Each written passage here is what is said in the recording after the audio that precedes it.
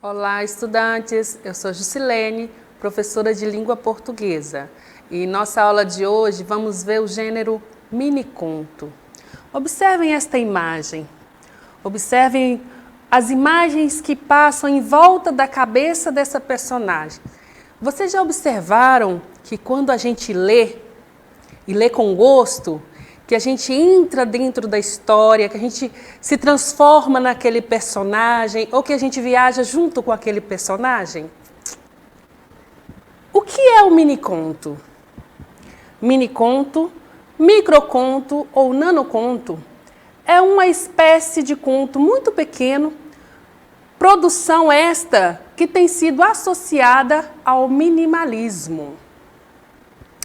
As características de um miniconto são diferentes das de um conto pequeno. No miniconto, muito mais importante que mostrar é sugerir, deixando que o leitor preencha as elipses narrativas, ou seja, que identifique facilmente as informações ocultas pelo contexto do texto, que entenda que a história por trás da história é escrita.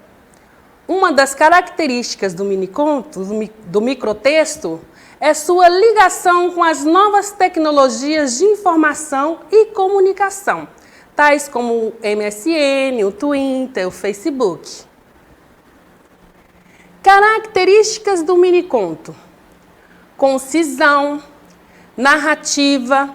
Muitos dos ditos miniconto são, na verdade, tiradas líricas. Totalidade, subtexto, ausência de descrição, retrato de pedaços de vida. O miniconto é bem próximo do ritmo de vida dos jovens de hoje, que interagem com várias coisas ao mesmo tempo. Assim como a velocidade da informação, o miniconto é uma experiência literária instantânea. Leremos 2 minicontos que são narrativas breves. Observe como, em poucas palavras, tanta coisa pode ser dita e tantos sentimentos podem ser expressos. Fique atento também ao que está presente nas entrelinhas, ou seja, ao que não foi dito de forma explícita no texto. Durante a leitura dos minicontos, fique atento à extensão dos textos, ao que está explícito na narrativa, ao que fica implícito na narrativa. Texto A. Vó curava os dias tristes com bolinhos de chuva e esticava as manhãs leves com broas de milho. Cair da bicicleta dava engalinhada. Perder um dente em sorvete de nata. E para dor de saudade, vó, ela sabia que para isso não havia receita, pois durante anos tentava cozinhar a perda do vô. E jogou o soluçar do neto no ombro, tirando o amargo de sua boca e enganando o vazio. Leonardo Sakamoto. Pequenos contos para começar o dia. São Paulo, Expressão Popular, 2012, página 107. Bem, analisando este miniconto, quem são as personagens desse miniconto? Bem, a avó e o neto. Em que tempo se dão os acontecimentos narrados? No passado. Nós temos no texto o uso de diferentes tipos de pretérito. Pretérito imperfeito é usado para caracterizar as ações da avó, que eram usuais e corriqueiras. Pretérito mais que perfeito fala de uma ação anterior ao que é narrado no miniconto. Pretérito perfeito é utilizado para narrar o que acontece no passado mais recente. Veja o miniconto. É possível determinar com exatidão o lugar dos acontecimentos desse miniconto?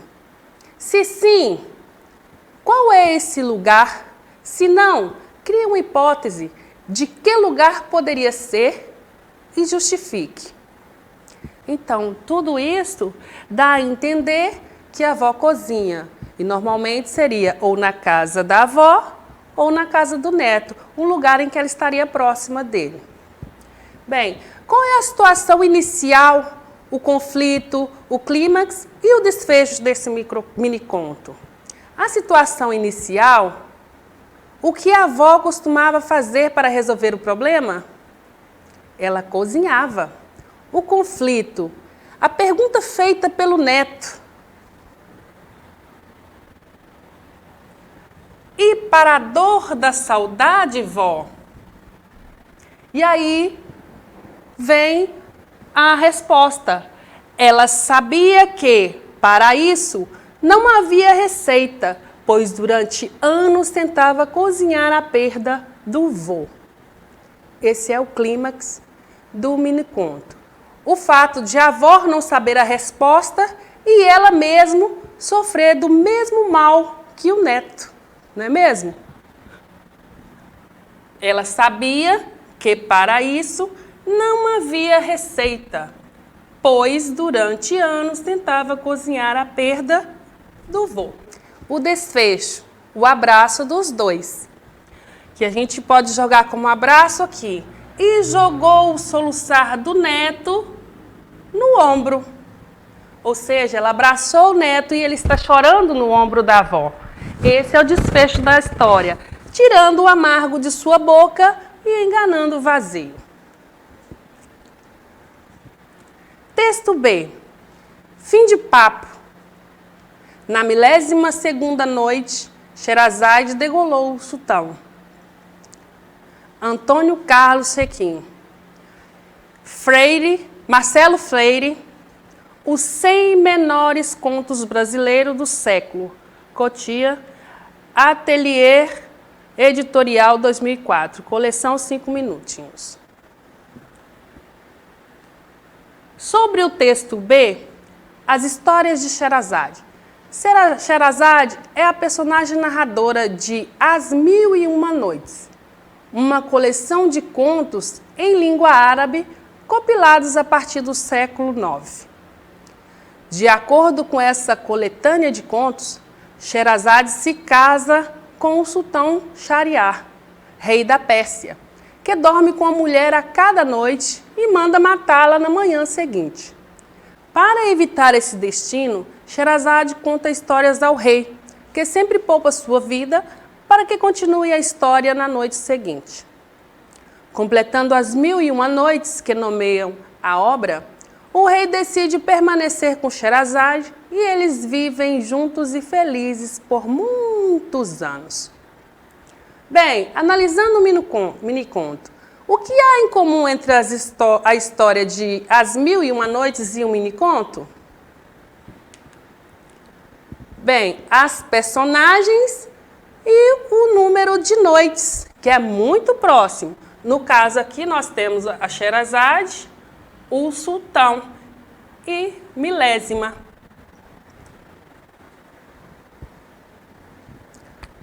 Que fato novo em relação a essa história antiga e a apresentação no mini-conto?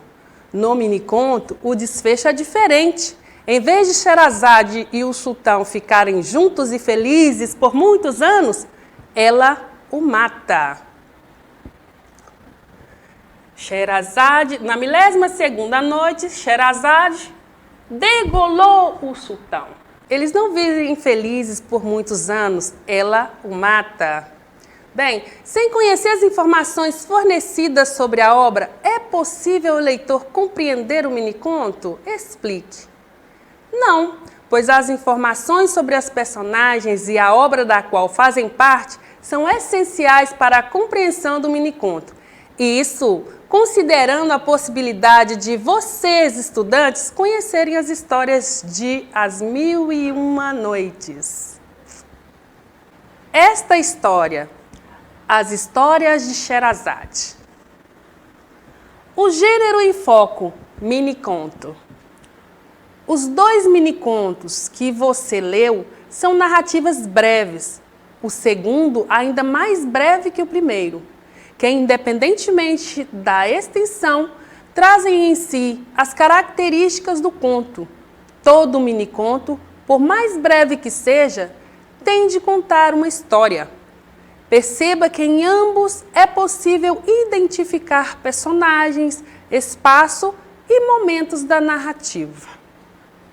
Os minicontos são publicados em livros impressos, mas por se tratar de narrativas interativas e com ritmo rápido, encontram seu espaço ideal no meio digital, blogs, microblogs e redes sociais.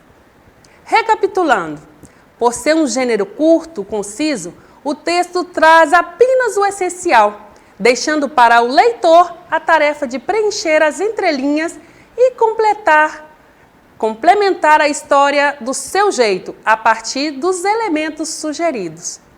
Bem, pessoal, agora é com vocês. Acesse a plataforma ismed.com/aluno, que lá vocês encontrarão mais atividades a serem realizadas sobre esse gênero. E para acessar a nossa plataforma SMED GV, basta apontar a câmera do seu celular na imagem que aparece no canto da tela. Se inscreva no nosso canal do YouTube, SMED GV. Até breve, tchau!